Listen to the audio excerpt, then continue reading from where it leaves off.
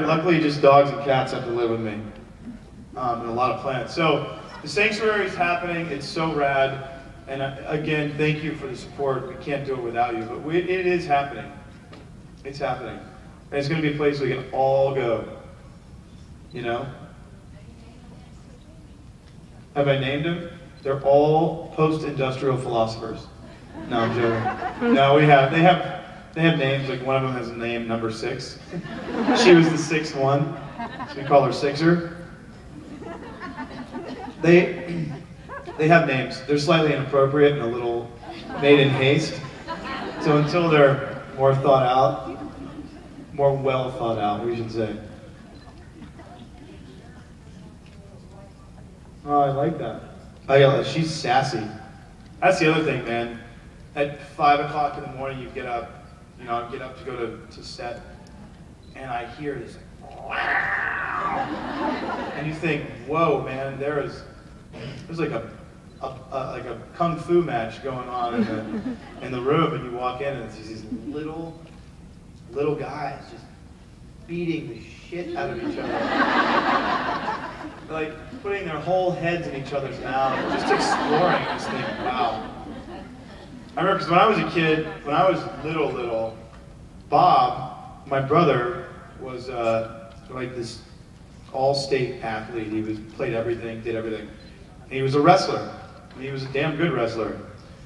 And he practiced. Who the hell do you think he practiced his moves? Yeah. He had like a live-in punching bag. That would be me. And you recognize that with seeing puppies and stuff, and so it's cool, man. I love it. I love it.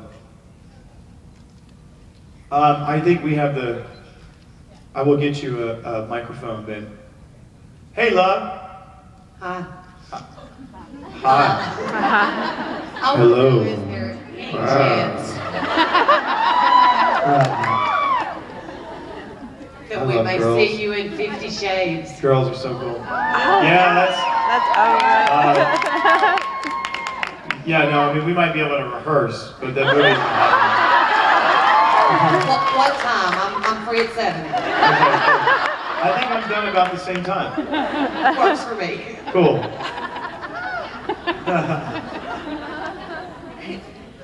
Hi. Where are you? I'm right here. I'll see you. I don't even, oh, there you are. Hi, love. Hi. I'm not as brave as she is. That was cool. She's got a couple years on you, and she's well read. Yeah. I get awkward, so it's cool. That's all. Hey, awkwardness is great. Yeah. My question is, I love acting also, and my question was, how do you prepare for such an emotional scene? You do so well the whole eyes thing. It's just so, how do you prepare for something like that? Something Interesting. I mean, again, by the way, I mean, it's simple in its mechanics, but it's wildly, let me try and articulate this. Oh, let me have some more coffee. Getting to a place, an emotionality, no, I'm joking. Getting to a place emotionally, or even physically, or in a comedy sense, there's literally, luckily, especially because I study with Ivana Chubbuck, there's like a formula to it.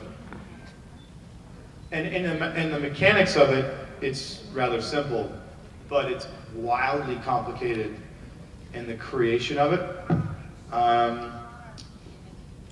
It's an intense process. I honestly, if you like acting and if you want like a real answer to that, just read this book. It'll change your whole world, and it did it for me. It did it for people that you guys respect, like the Halle Berrys and Charlize Therons of the world, James Franco, Brad Pitt. Like it's called The Power of the Actor. It's written by a woman named Ivana Chubbuck. You can always just Google me and like acting coach. It'll come up over and over again. But it's an intense process, but it's so cool, and it's why I end up liking Damon. I think it's why Damon resonates with a lot of people, is because even though he's this like maniacal psychopath, who does a lot of things that are extremely morally questionable. You end up loving him because there's something vulnerable to him at times, and that is, I think, I'm just giving you, like, I'm saying this in all humility. I'm not like tooting my horn. I'm not even that good. This has nothing to do with me. It's more about Damon. But it's me plugging in real things from my life that make me vulnerable. If I were to tell you them, you would say, whoa, that's a little heavy for a Saturday morning. But you layer that into the work, and then it becomes real for me. So therefore, now all of a sudden it's real for Damon, and then it becomes real for you. So if I just showed up and said the words on the page, like, hi, I would like the steak for dinner. It's just not that interesting.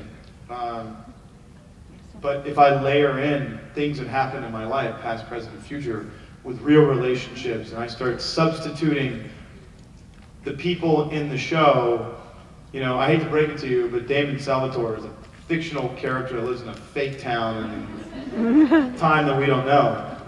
Elena is a character on a TV show.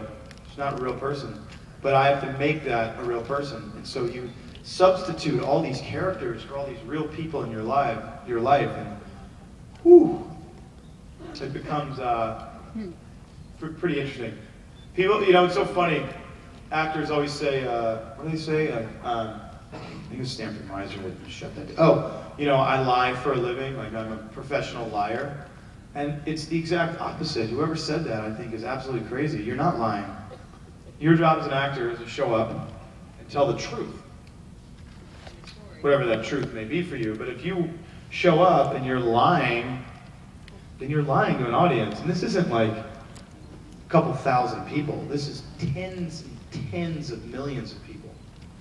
And so it's my job to tell the truth so that maybe I can evoke anything out of you guys after a long, hard week of school or work or anything, you know? And that escapism that you feel while you're watching it is the same cathartic at times escapism I feel when I'm acting it. So it's sort of like a, you know, there's a great duality. We're experiencing the same thing, even though you're, you know, effectively a camera lens. You know what I mean? So it's a very cool relationship that we all have together. You know what I mean? A very deep, complicated relationship that we're having. Hi, Ian. Hey. Right here, right here. Where are you? Right here in the front row, right here, babe. Okay. When, can you tell us when the Azaro campaign is coming out and how